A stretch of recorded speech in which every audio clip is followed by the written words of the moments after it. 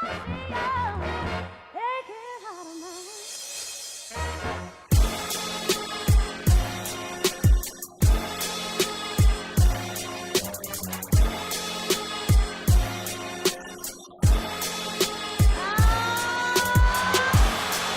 have a timeout. Decide not to use it. Curry, way downtown. Bang!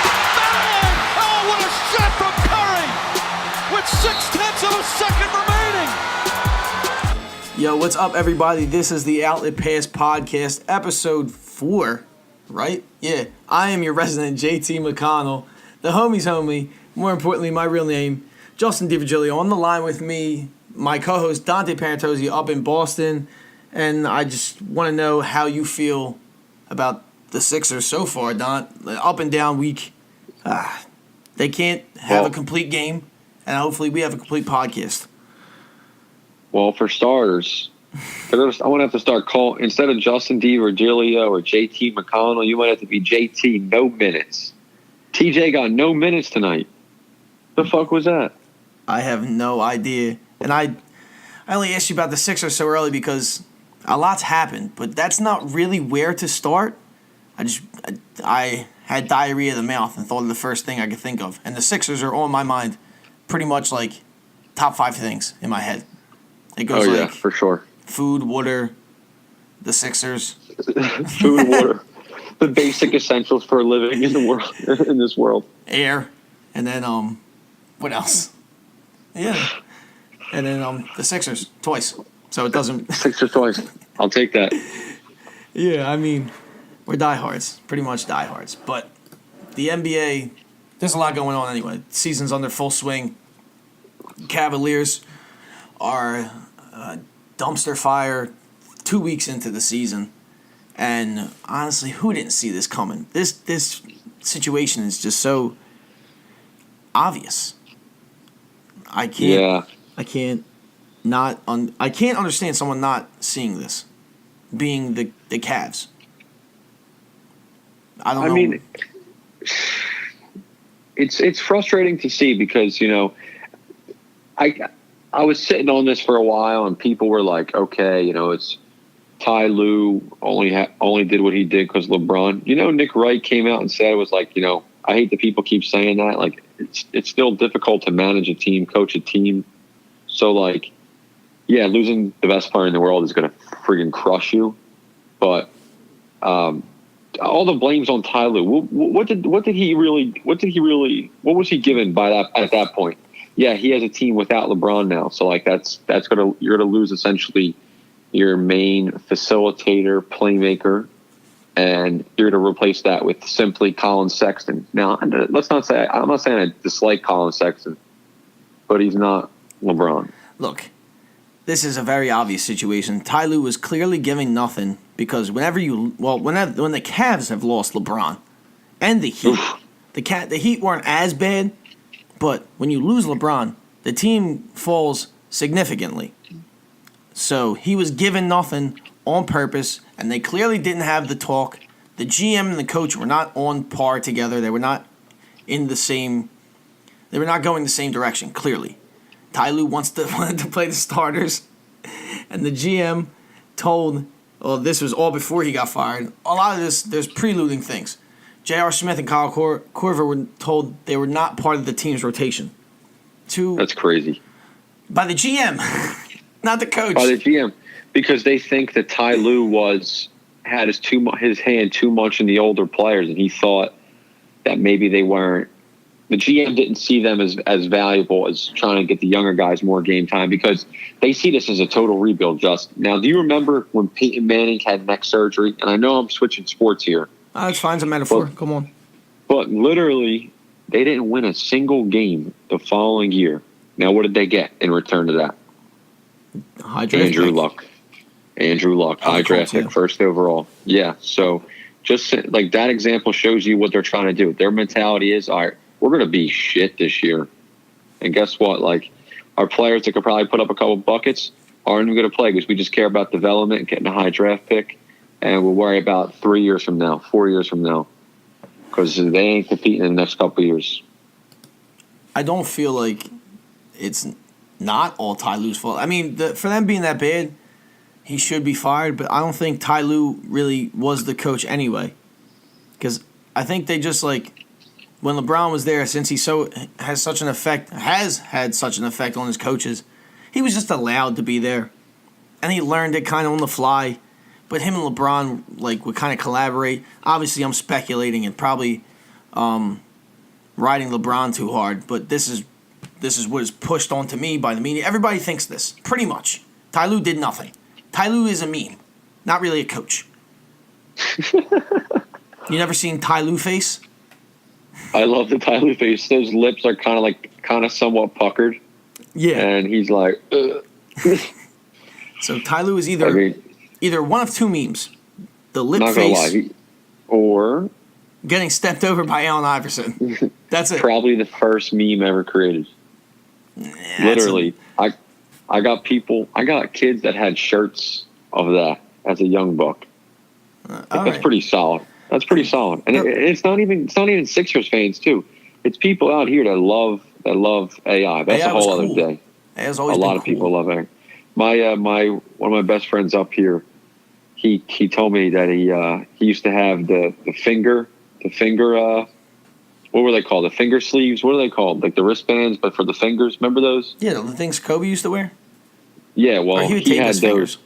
Because he had the black ones. Like they used to like literally put them on like a fuzz thing. Yeah. I used to have them too, but because of AI, obviously. But my boy used to wear them and shit like all the time.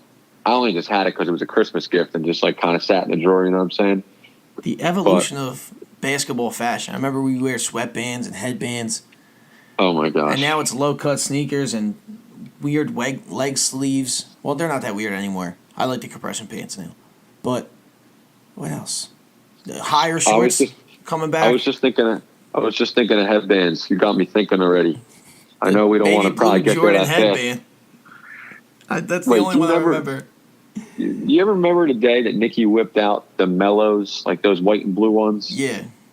Oh my God, he thought he was stunting with those, and he thought he was a baller when he would put his body into you, draw all that contact, and then you had to lay off him, and then he would go in for the easy layup. I learned though. It took a bit, but I learned. Yeah, you definitely learned. Man, we're just reminiscing. We're not even talking about the Cavs. Well, because it's good. We played defense pretty much how the Cavs played defense, which was terrible in the little backyard. So we're almost running into brick walls and shit. Oh my God, dude, that would be insane.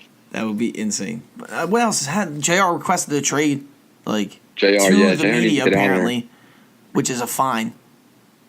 So you can't do that. But he was asked, "Would you like to be traded?" Not like exactly like that, but I saw it and I was like, "Well, that's J.R. Smith." I mean, what'd you expect?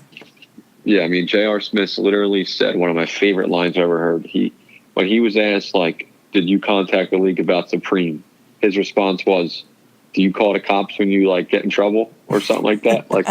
I ain't going for the cops. Like I ain't trying to find the cops. That's funny. Yeah.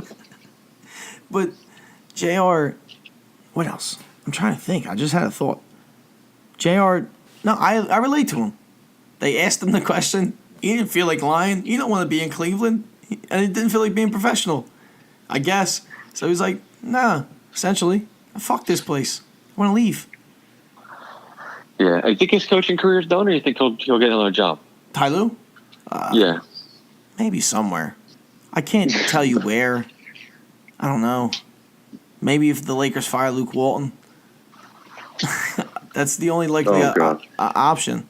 He was only hired because he was assistant. Well, he was an assistant, so he could get an assistant job. Dude, they're coming for Luke's head. What do you think of the Lakers? I think they'll get better throughout the season, but they probably won't get higher than the 6th seed. I was actually talking about this earlier today. The West is too strong for them currently in the way they look against everybody. All the teams I can name, they're not better than. The Warriors, the Rockets, the Pelicans, the Jazz, the Thunder maybe, the Nuggets maybe. That's 7. And I added maybe because the last 2 are kind of unproven. But I do think they'll play better. Where do you see the Jazz falling? The same area they fell last year. they're still the same team. I mean, with more experience, I would say, right? Yeah, definitely. All right. Enough with the diving in the West, the little small talk Western Conference where we see West Coast, the best coast. What a shame. The left coast. No, but for ball at least, not for anything else. Yeah. That's who gave you. But since as I was saying, J.R. Smith wants to leave. I don't blame him. I don't know potential suitors though. I don't know where his potential suitors would even be. Where would they? Who would be looking for him? Where does he fall? Like, what type of value does JR even have as well? They might just dump him. But like a mid-year dump, or like something valuable. You ain't gonna get no value over him. No, I mean I don't think they're getting anything worth anything. But I was trying to segue to somebody who else wants to leave where he's at. And that's Jimmy Butler. Oh. It keeps coming up every single day, every week. It's a new story. The plot thickens. Do we honestly think that he was sitting out because of injury or wants to get traded? I think he literally is a competitor and will play the games he has to now. And I think that was just something that reporters made up and said, he's trying to push for that trade right now and not playing because of that. I think it's literally just needs a break. He's been putting some work in, long games. Didn't they just recently have like an overtime game or something? Yeah, against the Lakers. Yeah, so I mean, but you gonna really give dude smoke? He's always played minutes, and if you remember this, and They've always played him hard. Oh yeah, and I'll be the contrarian right now. Jimmy Butler sat out of the All-Star game last year because he was tired. You don't have to play in the All-Star game, but certain guys need to play the All-Star game or would like to because certain incentives kicking in the contract and they get extra money. Makes a lot of sense. It's capitalism, basically. Why would you would want to make more money too, but it seems disingenuous and not honorable to not play in the All-Star game, which everybody says is a joke until the fourth quarter's on and they start playing defense, and everybody loves it. So, I mean, you could say it makes sense, and all the commotion Jimmy has caused up to this point. Like, you know how calculated this whole, the way he wants to leave, it's very calculated. We've been talking about this for a month. We're on our fourth podcast, which means, this is our fourth one, so if we talked about this for a straight month, every Friday or whenever we do it. He's done it since the summer. He wanted, of course, they blew the fight out of proportion with Cat and A. Wiggins in practice and beating them with the third squad or whatever. And then, which I love. And then later that afternoon, an interview with Rachel Nichols came out about how he feels about the Timberwolves or however he feels. Dude, that interview with her was I was just so in awe to see that on my Instagram that night. It was like Jimmy Butler bonanza. It was like literally, oh, you want to talk about Jimmy Butler busting Cat and A. Wiggins? Well, now we're gonna bust about him on Rachel Nichols, which I'm a Rachel Nichols fan. I like her. I think she's good with her stories that she gets. You say this all the time. You don't need to compliment her every time you bring her up. Yeah, yeah, I know. I like her though. She's cool. Well, much love to Rachel Nichols from Dante. But all I'm trying to point out is you could see how this is likely with Jimmy Butler acting like the way he has and him just wanting to slowly sit out, even though it doesn't make any sense. I believe Kawhi sat out last year on purpose. So yeah, it's a fact. This time it's just public. All right, I'm going to play devil's advocate real quick, though. That's what I kind of did. Have you seen Cat play? Would you want to play that hard? Would a first overall pick who was supposed to be the next whatever play this way? Oof. Wait, you can't say the next whatever and not say what. Who is he compared to? Well, who was like? See, the thing is, he was like what? Like he was like kind of close to like KG or like even Tim Duncan, but he has like a better 3-point shot. So, there was no real good comparison to him besides the fact that he was supposed to be that. Well, they're all more athletic than the guys before, pretty much. Yeah, but I mean, he has like a little more weight to him, so it's hard to find a guy that he's like. But I don't know. Can you even compare him to somebody? I couldn't think of a good comparison that I was trying to draw. No. But he was the first overall pick for a reason. Yeah, so you're trying to make the point of why Jimmy Butler wouldn't want to play with Cat? No, I'm like, aren't you pissed if you were Jimmy? Like, isn't Cat supposed to be balling? Like, first overall picks are supposed to be balling, unless your name's Anthony Bennett, you know? Yeah, but he's not balling. Like, he's playing well enough. But in Jimmy's mind, he's number one, at least on the Timberwolves. To me, he's the best player on the Timberwolves still. Even if Jimmy Butler. Oh, Jimmy is. I was just making sure about to say. Yeah, Cat's second. So you just want him to play up to what you're expecting him to be. I just think he doesn't. It's not even like a production thing. I think it's just a feel.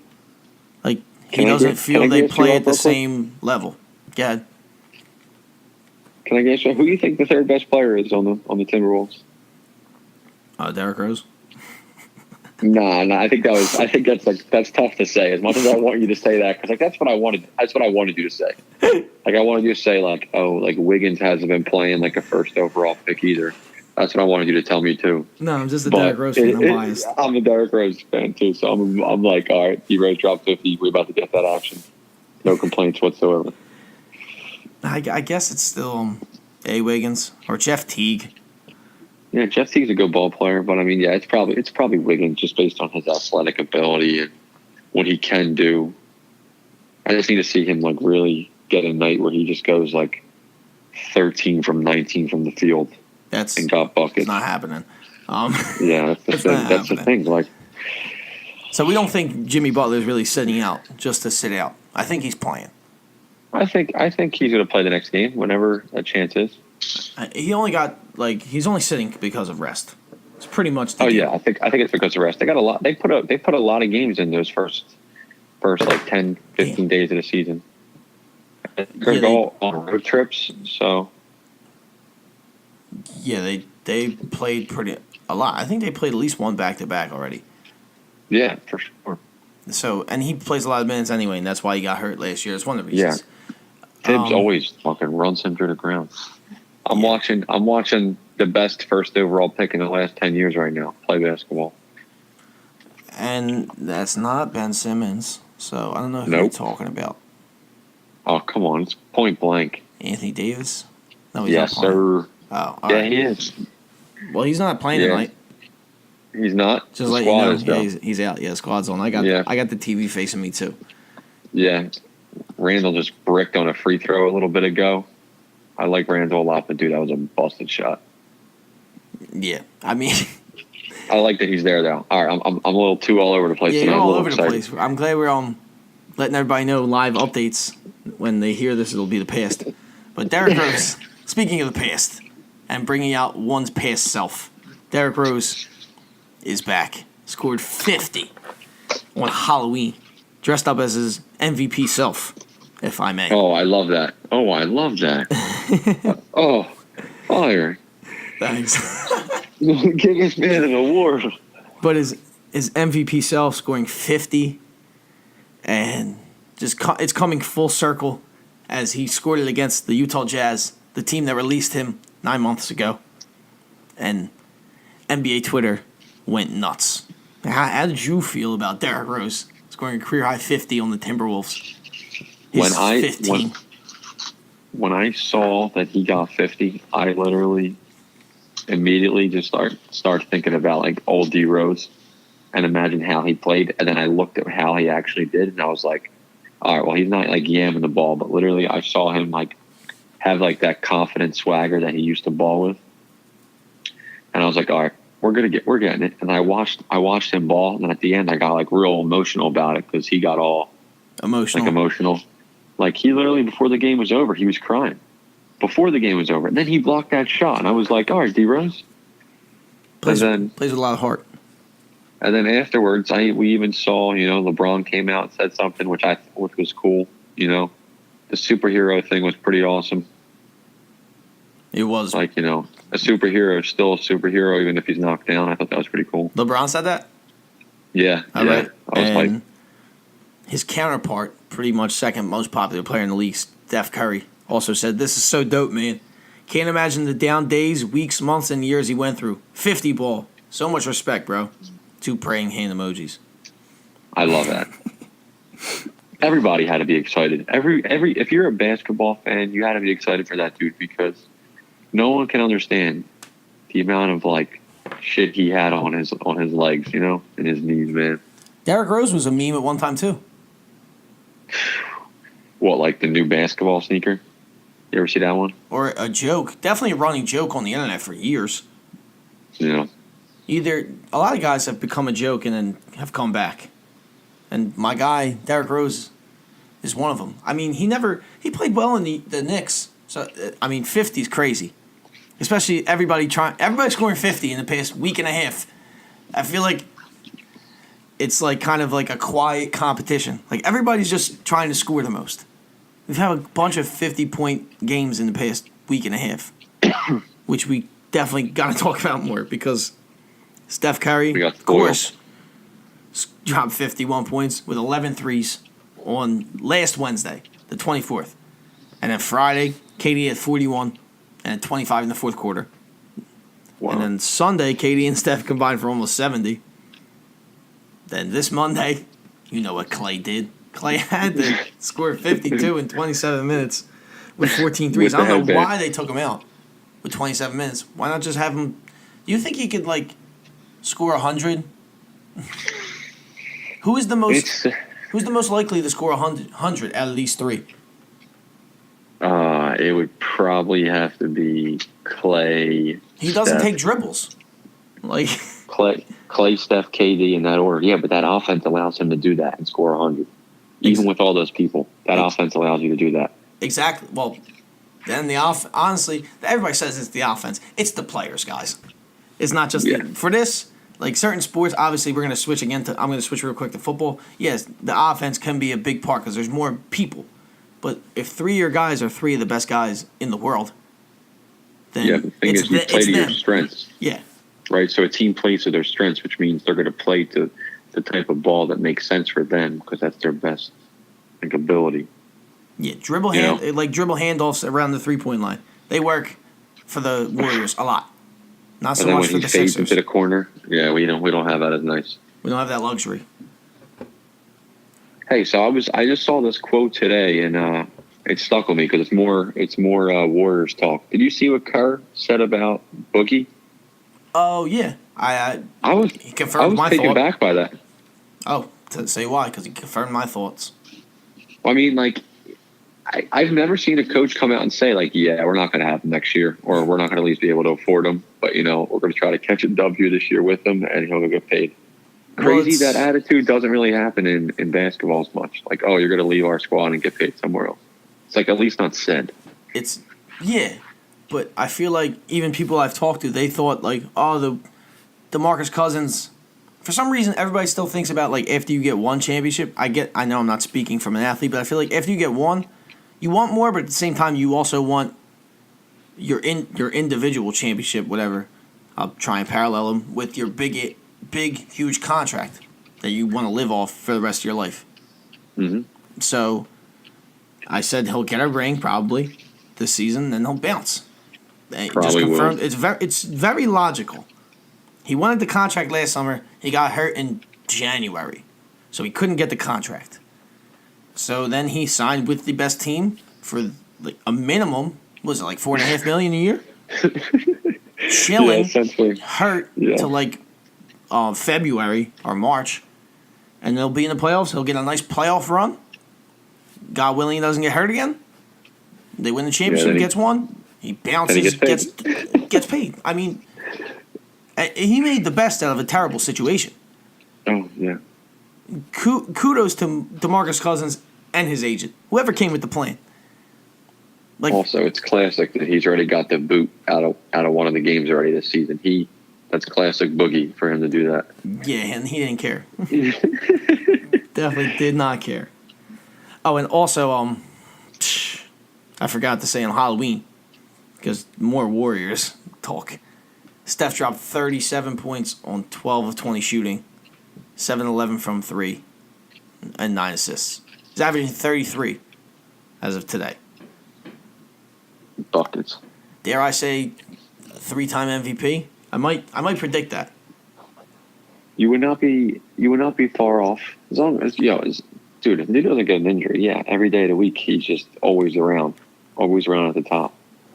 It's just like he was limited to the amount of games he played last season, but that'll be different this year. Oh my God, he's so good. It's just wild. Even his pregame shots get me going nuts. Because he's the only person he can do what he does. That's only it. person. The only guy.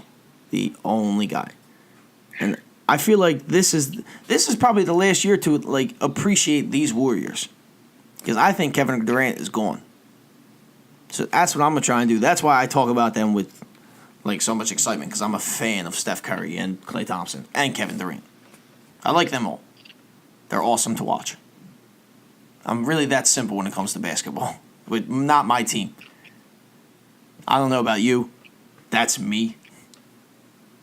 So yeah, I don't ask for much. It's a team that can space the floor a lot better than the Sixers can. It's good to watch that. Yeah, but I don't want to dig into that. Sixers. We'll dig in the Sixers later. Yeah, we'll dig in the Sixers later. And speaking of digging, the Rockets and Thunder are digging for wins. It's probably a really bad segue. I tried. The Rockets are 1-5, and Oklahoma City is 2-4. They're both not.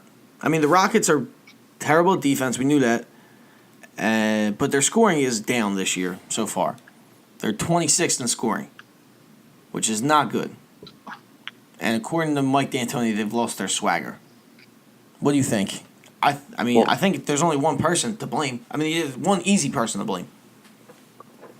Well, my biggest issue about it is like in terms of scoring, like that was supposed to be their bread and butter, and like I would have thought like, oh yeah, it's because like they're letting up a lot of points because like they're missing somebody like Trevor Ariza, which is probably a reason for the same thing on offense. But you're supposed to supplant those points with Melo, and Melo I think had like one average game, right?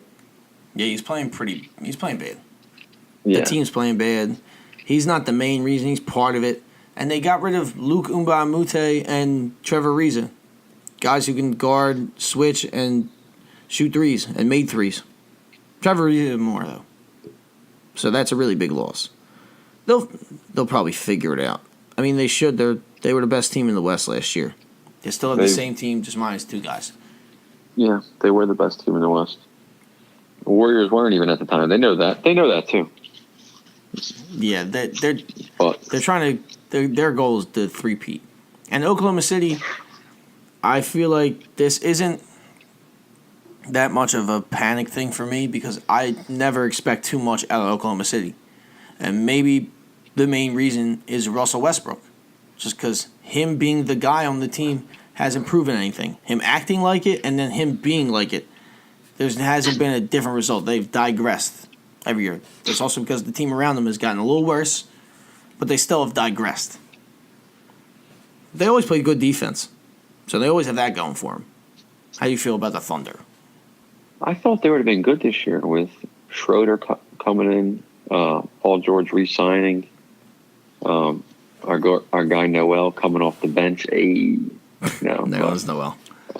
Yeah, but I thought they would have been fine. I mean, I'm not in panic mode, and it's not because I have not a lot of expectations for them, but they'll get into the playoffs. I'm not really nervous for them. It might be like they'll get like a 7th or 8th seed, to be honest with you, but they're going to go on a run. They're going to win games. They're going to win games at home. They have to rely on that, and they'll get back to playing Oklahoma City basketball. But if they get to the playoffs, their problem will probably be lack of scoring.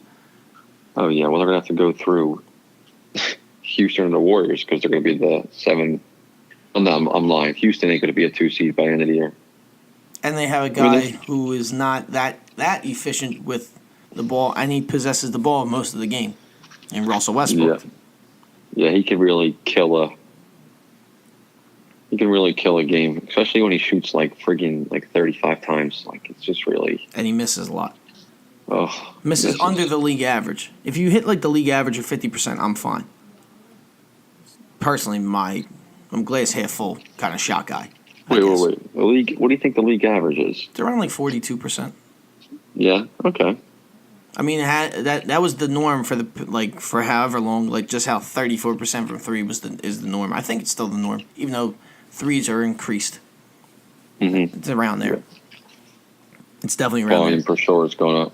And more increased 3-point shooting has affected the Milwaukee Bucks as they are the best team in the Eastern Conference right now, along with the Toronto Raptors. They're both the 1 and 2 seed in the East in that order, Bucks, Raptors. And my question is, which one of these teams do you think will go further in the playoffs? Obviously, this is an early question, but just to predict or speculate. You know, I have a little background to tell you about this. So John texted me and said to me, am I watching the Eastern Conference Finals right now? And I said to him, and I just got done practice, and I said to him, are the Celtics and Raptors playing each other? If not, then no. I said, the Bucks ain't shit. I was breaking his walls a little bit because I do respect the Bucks, and I think they have a lot of good pieces. But to think that they're better than the Celtics or the Raptors is tough to say. The Celtics have a ton of more depth than the Bucks, in my eyes. Of serious depth. There's a difference. You know, like you can only count on so many guys in the Bucks to score. Proven. Yes. Depth. I see where you're coming from. Giannis will get you buckets. Middleton will get you buckets. Bledsoe is. I feel like it's tough to lean on him. Bledsoe from the past is not Bledsoe what he is now. Well, now they got Brook Lopez. You can't pick and pop game. Yeah, he can hit the 3-2, which is good. I literally watched him hit like 7 or 8 threes last week, and it was sickening to watch. He has before tonight's game, he has 17 threes on the season. So that's pretty good. Yeah, especially when the Steph's got like 51 made, and that's his job. So 17's a good number for freaking big. Yeah. I think I only asked the question just because the Bucks have come out to such a hot start, and they had such a good first round exit, even though it was an exit last year, and they added. I actually like what they really did in the offseason. They got a new coach. They got Dante DiVincenzo in the draft. They got Brook Lopez. Those were the two, and they got Ilyasova back. So those are the three main pieces to the new Bucks team. Just an interesting little thing. Couple of little interesting facts. They started 7-1. It was earlier 7-1. It's their best start since 1971. Guess what they did in 1971? Oh, what did Kareem and Oscar win the chip?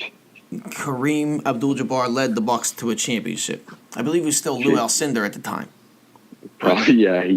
Wow, what a time. Yeah, and now we were not born. Yeah, way before I was even a thought. And they lead the NBA with 15.6 made threes per game and 6 in 3-point percentage at 38.4%, which was news to me. I knew they were jacking a lot of threes because they certainly did it against the Sixers, but it was interesting to see that they are at the top. And everybody's hitting them. Chris Middleton, Brook Lopez, Eric Bledsoe, Malcolm Brogdon, and the rest of the team.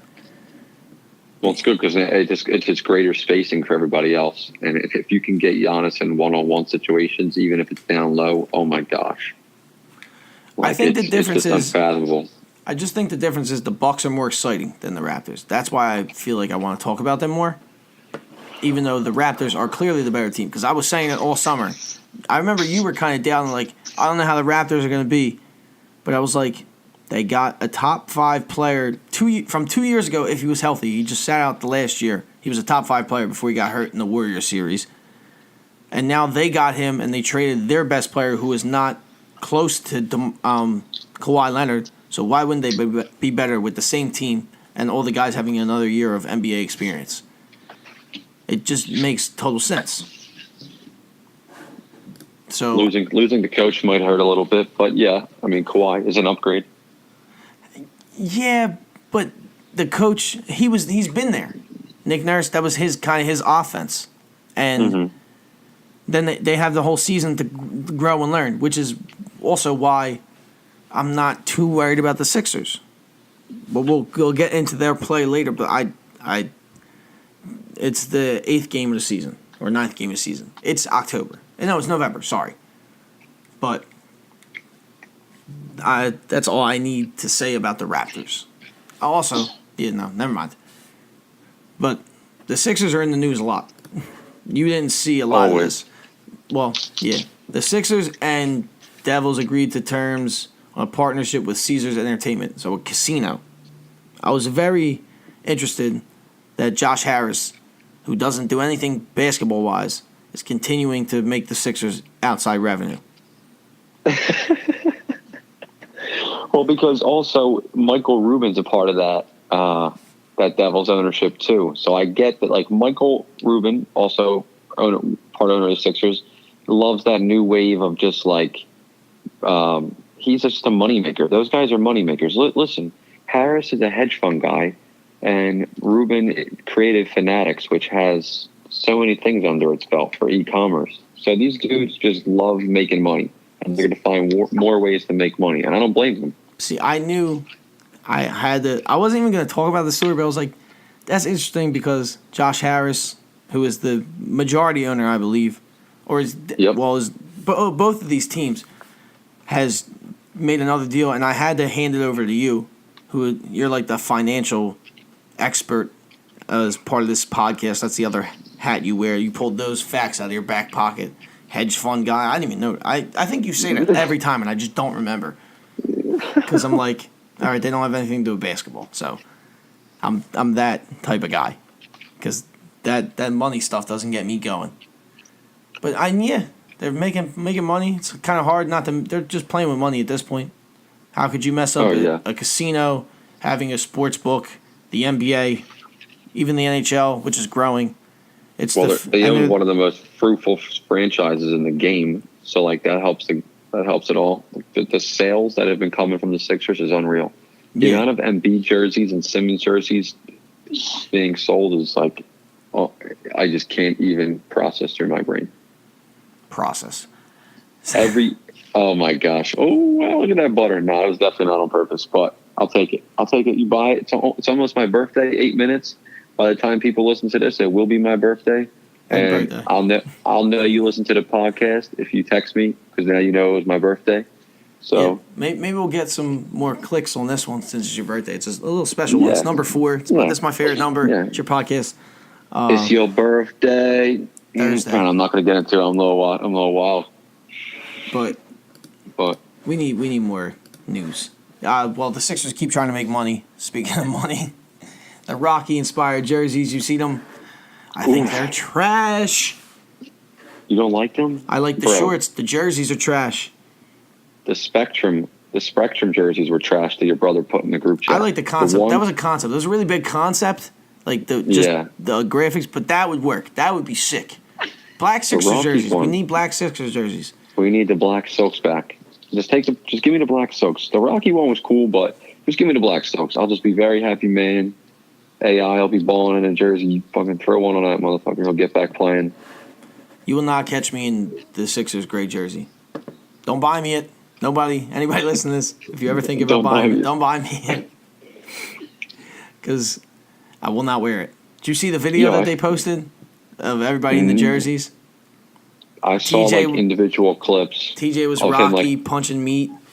Yeah, it was and Rocco funny. was running down Market Street. Guess who Rocco saw in the video in the very beginning? Oh, who's that? Let's see. I gotta find it. Let's see. It's in the first 3 seconds. She walks in and takes a selfie with him. Could you guess? Oh my God! Who took a selfie with Rocco? Well, who has to know Rocco? She's got to know him. Is this at the Italian market? Yeah. Who do you think would be down there? Who? Kim Riggy, dude. Who works? Meets everybody. Wow, that's classic. Good for her. I'm jealous. I would love to meet Rocco. He seemed really nice. It was so quick. I was like, wait, is that her? It was so funny. I was like, of course. Classic. Of course. But more Sixers talk. Because Wilson Chandler's close to coming back. I know I'm excited about that because we could have used him tonight. He was supposed to be out for 2 to 3 weeks, as we know. He's not that far off. I don't know what that means. I really don't. It's all relative at this point. And the Sixers picked up Markel's option, Dario's option, and Ben Simmons' options. Furkan's was declined, and he expressed to me that he wants to play. He might get traded. How do you feel about that? Well, he ain't going to do nothing because he ain't good. So I really feel that way. I know you're really on this train that you think that he could knock down some shots and he could play some. I think he can play minutes in offense. this game. I'll say that. He's not quick enough. The game is less about defense now. It's such a shame. Like that's less of a focus. But like that might be the only cause why he might have a job in this league. But I don't see how he's still on the Sixers team. He's the least valuable player on the Sixers in my eyes with who they have. Wilson Chandler comes back. I think Jonah Bolden's still more valuable because of the upside than Furkan. Well, he got sent down and then called back up today. I think he'll be back down. But either way, Jonah Bolden's not going to be in the NBA for a while this season. I don't think. Mm-hmm. And just a ceiling, and that's why you have to decline that option. It makes sense. Yeah, definitely have to decline the option since they haven't played him and he hasn't shown. Well, he only showed something in summer league, and that doesn't matter. But what does matter is when the Sixers lose on the road, especially to the Pistons, when you're leading throughout most of the game and then just get outscored in the fourth quarter and overtime, and Blake Griffin solely drops by 50. Blake Griffin. Unreal. Pissed me off. That is the one guy I don't like in the league for whatever reason. How does that make you feel that like somebody scored 50 on you? Like, don't that leave a bad taste in your mouth? Like, this one did. It really did. I don't like Blake Griffin. You know, I got that little beef with him too because who he was dating, and because Ben was with her too. I'm just saying, I ain't even gonna get involved with that. But oh my God, shut up. Never mind. He's snaking Benny. He's snaking me. All right. I was riding for you, but then you had to bring up Ben Simmons like he's not 6'10" and can't fight his own battles. Nah, but Blake might still eat him up. Dude, come on, Blake's a beast. Blake's big. He kind of reminded me of like LeBron in the post because he was just throwing people around. It looked like. Facts. Dude, in the post, relax. He's huge. His arms are fucking gigantic. Oh, I thought you said. I thought you said relax. You said facts. No, facts. Yeah, facts. Yeah. Sorry, it was very low. No, not relax. I ain't gotta relax about Blake. As much as I don't fuck with him, his body is like so nice for the NBA. I was just talking about this with somebody. Was I talking about it with you? We were talking about Tobias Harris, right? Yeah. Dude, he's a thick body too. Those dudes can ball. They definitely can ball. They're just athletic as shit too. The main play I can think of because it was the last play of the game pissed me off was the lack of communication on the switch between Amir Johnson and Embiid, and they got caught up in between. And then Blake went for the N1 and pretty much punched Robert Covington in the face. And how are they both on the floor at the same time? Why were they both on the floor at the same time? You said Joel and Amir? Yeah, they were. Ugh. To guard the inbounder. Amir's the inbounding guarder. Okay, that's fair. That's a term. There's so much more Sixers to talk. But I don't know how to wrap all this up in one little second. Sixers had a bad week, and now they're back to doing well. Joel Embiid dropped 41 points tonight, 13 rebounds, 4 blocks. Simmons didn't have a terrible game, did what he does pretty much. 14 with 11 assists and 2 turnovers. Not the 11 turnovers like his worst, probably second worst game of his NBA career in Toronto. And everybody acts like the sky's falling. I kind of felt like that for a good 6 hours and then didn't feel that way. I was going to mess with you about it, but I decided not to. He'll be fine. You want to say something before we wrap, Don? No, just thank you again for everybody listening. Another good one in the books. It's about to hit 12 on the dot. It's about to be my birthday. Bron year, boy. Let's get it. Yeah. Wish my guy happy birthday. As like always, this is the Outlet Pass podcast. And the ball being our opinions, we're passing it out to you. Peace.